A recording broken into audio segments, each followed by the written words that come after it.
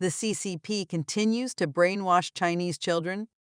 China's education policies have long undergone significant changes, with a strong focus on brainwashing children from elementary to high school. This reflects the Communist Party of China's determination to maintain and strengthen its influence on the younger generation. Starting from elementary school, Chinese students are exposed to the party's ideology through government-approved textbooks. The curriculum emphasizes the transmission of political ideology and the glorification of the Communist Party. Students are often required to memorize writings by Chairman Mao Zedong and other party leaders. This creates a learning environment where independent thinking and discussions are discouraged, and instead, adherence to the party and its worship takes precedence. In high school, the indoctrination becomes more evident. Teachers are often required to undergo training on party ideology and how to teach in accordance with party ideology. They must ensure that students have a clear understanding of and allegiance to the party and report on any students displaying dissent or non-compliance. Lectures and textbooks must adhere to party guidelines and avoid any information that may raise doubts or opposition to party ideology. The stringent content censorship in education has resulted in Chinese students being denied access to diverse opinions or thoughts. This has created a controlled and silent educational environment where independent thinking and discussions are not encouraged. Instead, the worship of the CCP and its ideology has become a fundamental aspect of teaching and learning in China. This pervasive indoctrination begins in primary schools, where children are taught the virtues of the party's ideology, and it continues throughout their lives. The curriculum is carefully curated to instill unwavering loyalty to the CCP. As students progress through the education system, they are exposed to increasingly sophisticated forms of propaganda and censorship. This comprehensive, lifelong brainwashing campaign ensures that citizens remain obedient to the party's doctrine, stifling any dissenting voices or independent thinking. The CCP's control over education extends its influence into every aspect of people's lives, shaping not only what they learn, but also how they perceive the world around them. Xiao Zibin, an independent Chinese writer, was arrested in 2014 for publishing a history of brainwashing in Taiwan. On the 5th of August 2023, a contingent of ardent pro-Beijing Chinese students descended upon the graphic history exhibition. To the astonishment of many, their visit culminated in the deliberate whitewashing of the original artwork that had been celebrated for its exceptional beauty. In a stark departure from artistic expression, these students substituted it with Chinese propaganda, an aesthetic departure that left much to be desired. Yet, the impact of their actions extended beyond the realm of artistry. It bore an uncanny resemblance to a form of indoctrination or brainwashing akin to the pervasive influence experienced by Chinese descendants since their early education, evoking an unsettling sense of déjà vu. Moreover, during that same month, the Chinese Academy of Sciences introduced a revised edition of the Code of Conduct for Academicians of the Chinese Academy of Sciences.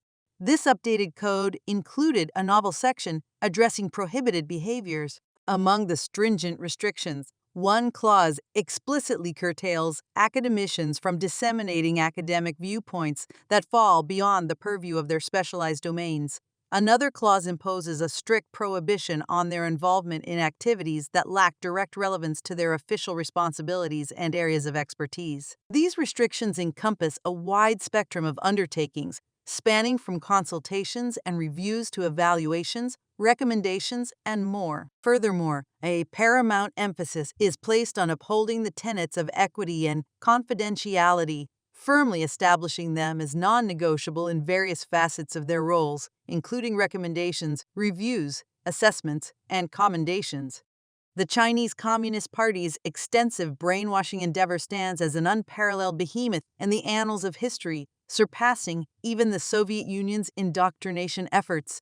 Its pervasive influence extends to such depths that it can be likened to the techniques employed by cults. Its legacy of brainwashing can be dissected into distinct eras. The Mao era marked the epoch of automatic brainwashing, followed by the Deng era's stomach brainwashing, and culminating in the current CE era, characterized by educational brainwashing. In essence, Each era of brainwashing has built upon the foundations of its predecessor, evolving and adapting to the changing needs and circumstances of the CCP. From the brutal coercion of the Mao era to the calculated material enticements of the Deng era, and now the systematic educational indoctrination of the Xi era, the CCP has consistently demonstrated its commitment to maintaining a stranglehold on the hearts and minds of the Chinese people. This unyielding dedication to ideological control remains a defining feature of the CCP's rule, solidifying its status as a formidable force in the realm of propaganda and brainwashing. The Mao era witnessed the CCP's reliance on a method aptly termed automatic brainwashing.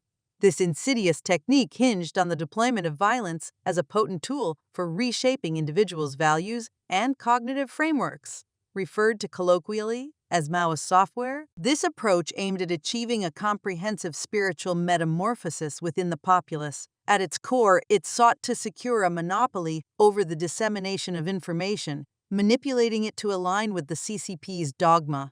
The enforcement of conformity through fear and coercion was the hallmark of this era. At the end of May, after a seminar in Las Vegas, experts on the Cultural Revolution Song Jiangzi and Professor C.R. Ming of the City University of New York published a book titled Brainwashing in Mao's China and Beyond, comprising 22 articles discussing the issue of CCP brainwashing. Song Jiangzi said, Xi Jinping's revival of the Cultural Revolution 2.0 has gained support from some young and middle-aged people who are unaware of the events of June 4th, the Cultural Revolution, or the thought reform of the 1950s. This has led to an authoritarian one-party state. However, with the advent of the Deng era, the CCP underwent a strategic transformation, pivoting toward what can be described as sophisticated propaganda. This new approach acknowledged the need to secure the populace's material acquiescence before endeavoring to control their minds. Dubbed stomach brainwashing, it concentrated on catering to people's immediate material needs. The population was enticed with the prospect of economic prosperity and a higher standard of living, thus fostering a sense of loyalty and compliance. This calculated strategy helped solidify the CCP's grip on power, ensuring not only economic dependency but also ideological subservience. Fast forward to the Xi's era, and the CCP's techniques have evolved yet again. In this epoch of educational brainwashing, President Xi Jinping has embarked on a mission to reshape the minds of the Chinese populace through an extensive educational overhaul. The objective is to instill unwavering loyalty to the party and its ideals, nurturing a generation of citizens who are not only economically productive but also ideologically aligned. This is achieved by permeating educational institutions with the principles of Xi Jinping thought, thereby ensuring that every aspect of academic life adheres to the party's doctrine. Wu Guoguang, a senior researcher at the Stanford University China Economic and Institutional Research Center, believes that Xi Jinping's brainwashing follows the legacy of the Mao era but cannot fully return to it. The CCP subsequently adopted a sophisticated propaganda strategy, as described by Wu, which aimed to control people's stomachs, busy making money to satisfy material needs and then control their minds.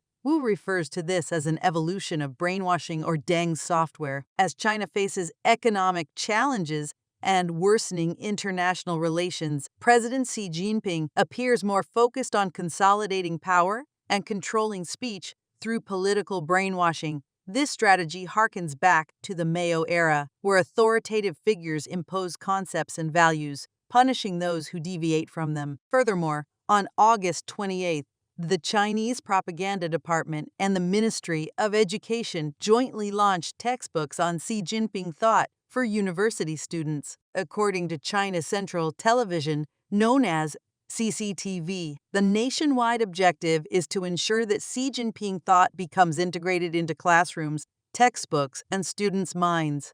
Nikkei Asia quoted an official from a state-owned airline who recognized the necessity of engaging in more struggles. He stated, as a younger generation that has not experienced the struggles of the revolutionary era, I have gradually become accustomed to ideological comfort. By studying Chairman Xi's works, I realized that at this time we must be willing to face these struggles. Xi Jinping's rule has embraced what some describe as cognitive warfare, which aims to disrupt, confuse, paralyze, and manipulate people's cognitive abilities by forcefully shaping information sources. This shift has raised concerns about freedom of thought and expression. In essence, it's about making you obedient, making you conform, making you align with the central committee of the party. Xi Jinping's prohibitions are all the same, said Hu Ping, the honorary editor-in-chief of Beijing Spring magazine. Officials who are dissatisfied with Xi will still be dissatisfied with him, and those who have second thoughts about Xi will still have second thoughts. In this sense, authoritarian rulers, even if they establish a stable authoritarian system, are always uneasy about their power and may take measures to strengthen it at any time. Xi Jinping's rule enters the era of 2 plus 2 equals 5.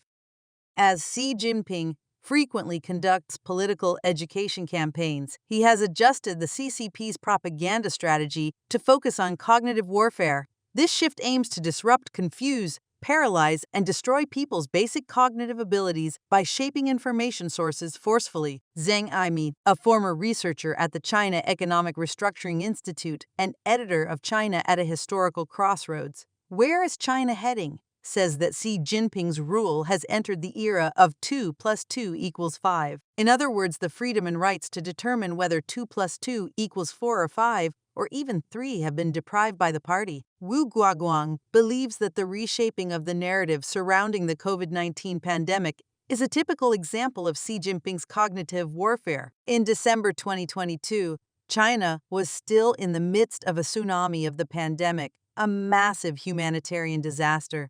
By February 2023, the CCP had completely rewritten the collective memory formed by billions of people 2 months earlier. Then, Xi Jinping has imprisoned more public intellectuals since coming to power. Gao Yu was sentenced to 7 years, Ren Zhiqiang to 18 years, Sun Dao to 18 years, and there's also Ilham Tohti, who was arrested during the Xi'an era but received no prison sentence. Under Xi Jinping, not only was he sentenced, but it was a life sentence with all assets confiscated. Persecution has reached its peak. Wang Juntao, chairman of the China Democracy Party National Committee, views CCP brainwashing as organized criminal behavior that is difficult to break from external forces. There are only 2 situations that can change the CCP's organized crime. First, when they engage in power struggles, brainwashing naturally fails because power struggles reveal cracks and inconsistencies among the top leaders. All brainwashing education is based on the premise that the top leaders are correct and sacred. Second, propaganda experiences a catastrophic failure. In the information age, an important tool that goes hand in hand with brainwashing is the dumbing down of the population.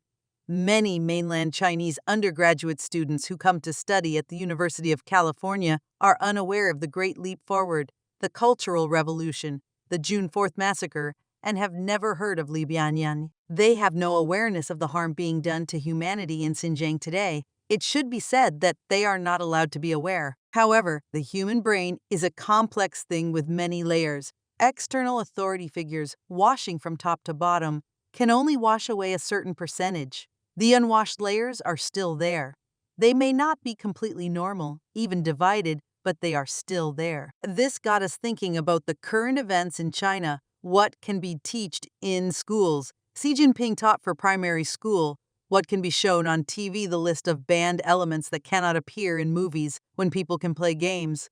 There was even a crackdown on how many dishes people can order in restaurants, number of people, not to mention the initial control of their birth rates, the consequences of which are now biting the CCP in its ass. Basically, the CCP is trying to regulate all aspects of Chinese people's lives, trying to raise them as good and obedient little robots. And the sad part is that they welcome it with open arms. Try to bring this up to a local, and you'll hear the usual little pink rhetoric. CCP is good because it lifted us out of poverty, or CCP is doing these crackdowns for the good of the population with socialist goals in mind. They've been raised to not be able to see the big picture.